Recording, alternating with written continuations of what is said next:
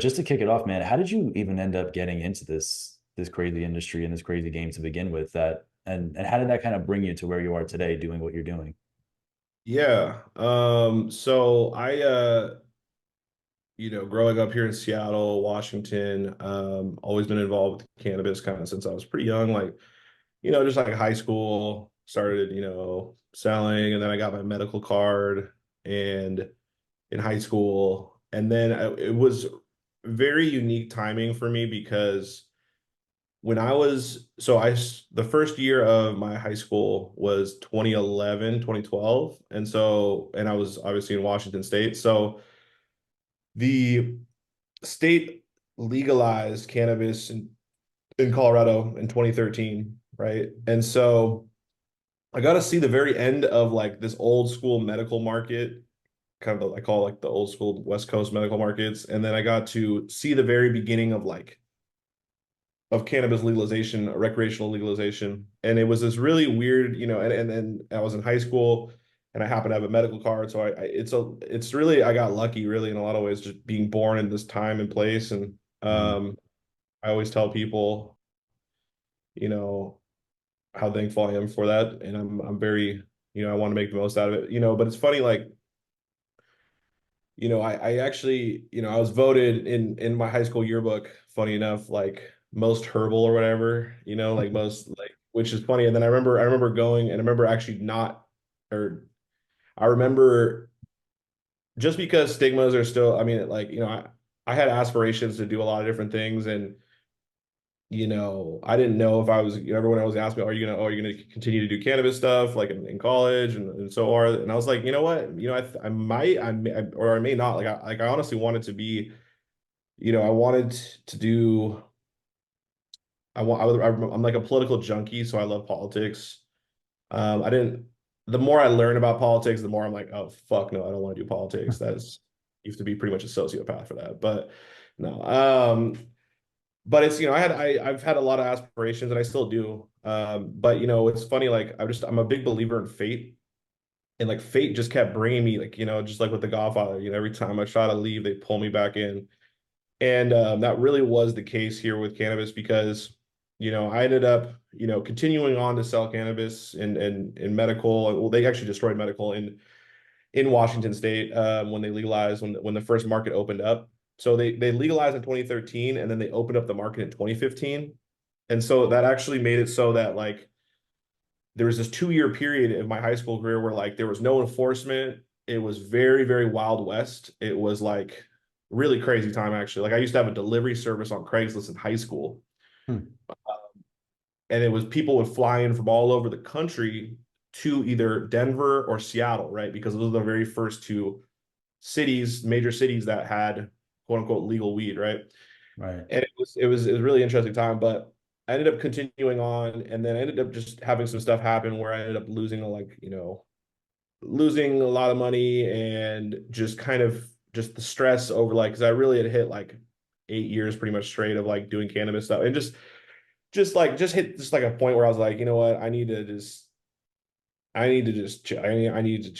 not be doing this anymore because the stress levels were just getting too high and it was affecting a lot of shit. But I was definitely looking for a purpose though, and it was funny because I was trying to find a job, right? I was dead broke at this time. I had really nothing at this point, you know, and I ended up trying to find a job. I was going to college up north from Seattle in Bellingham, Washington, at Western Washington University. I was a history major, and I was like thinking about, I wasn't doing very good at school. Like I spent a lot of my time. I mean, I spent a lot of my time in the first 2 years of college just kind of selling a lot of weed and just, I used to have like a auto body shop. I ran a bunch of shit, right? And that all fucking crumbled, right? And then looking for a job, like kind of end of my sophomore year, kind of beginning of my junior year. And the only job I could find in Bellingham at the time was this weed job. And I started Hmm. working for this company called Space Weed. Very first company. So the very first company I ever worked for in recreational cannabis was this company called Space Weed, which happened. I just became a part owner in, funny enough, like literally like a month ago. So it's kind Very of come cool. full circle. But I started to you know, look at, I started to do a lot of the marketing and sales for, and I worked in like every aspect of that business, but it was just really frustrating. The entire industry, until this day, it's pretty frustrating for the producer processor, because they don't allow for vertical integration in Washington State. They only allow for you to own retail or to own, cultivation and processing. They split those two. And so it's very frustrating for the producer processor. And I just saw a lot of problems. And so I ended up, through that, started to kind of do like, I self-taught myself to use a camera, and just went down this pathway of working with this company, Space Weed. And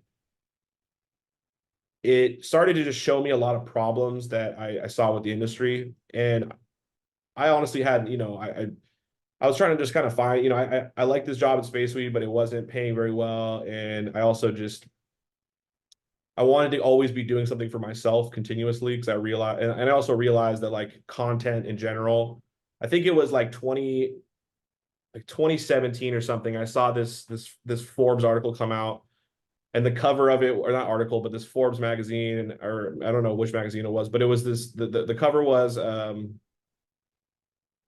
Kylie Jenner, and it was the young, like she was being, quoted as like, she was being like, touted as like the youngest self-made billionaire ever. Like she just beat Mm, out Mark. yeah. And obviously she's not like self-made, let's be real. I mean, she's got whole family that's very famous that helped her. But what it showed me though was like, oh wow, we're in the era now of like influence. Like we're in the era of like media influence, and I mean, it can turn into potentially billions of dollars. Hmm. And so that, combined with seeing a lot of problems and me just wanting to talk about, wanting to provide value for other cannabis entrepreneurs or other aspiring cannabis entrepreneurs, it led me down this pathway of starting to do a lot of YouTube like content for myself. And it used to be called Let's Talk Cannabis LMC. That was the original channel name. And LMC is just like my initials, right? Or it also stands for like Let's Make Creations, but it's really just my initials. And from there, like, I started to do, like news breakdowns, or I would analyze different like things that happen, certain business moves, and I would just kind of Hmm. talk off. I would use Zoom, right? And I would just review different articles, and I would just break them down and just really start talking, just getting a conversation going, and just highlighting different strategies I saw or different things that I saw. And that started at about the very beginning of the pandemic. So late 2019. Um, and then because it's the pandemic, right? Everyone's stuck at their house. So there's a lot more people watching, YouTube. Right. Plus I'm stuck in the house. Um, and so I ended up going off and working for a number of other companies as well after Space Weed, and I eventually come back around. But I always continuously kept doing my content, right? And I kept consistently doing it. And and I'm also kind of thankful because, without at this time too, I had just broken up with the girlfriend of mine, and like I was kind of at the one of the probably lower times of my life, I would say, probably if not like the lowest part of my life, really, just in terms of just, just trying to find purpose and just kind of feeling lost. And I just got lucky because I had this pathway of doing this cannabis content on YouTube as like my kind of thing that helped me kind of get out of the rut that I was Yeah. in. And it really was, and so I really I went like just obsessively hardcore cannabis, content creation mode for, the first few years. And anyway, and then eventually, it led me to do the very first episode of High Design, which is, it's called Burner and the Cookies Cannabis Empire.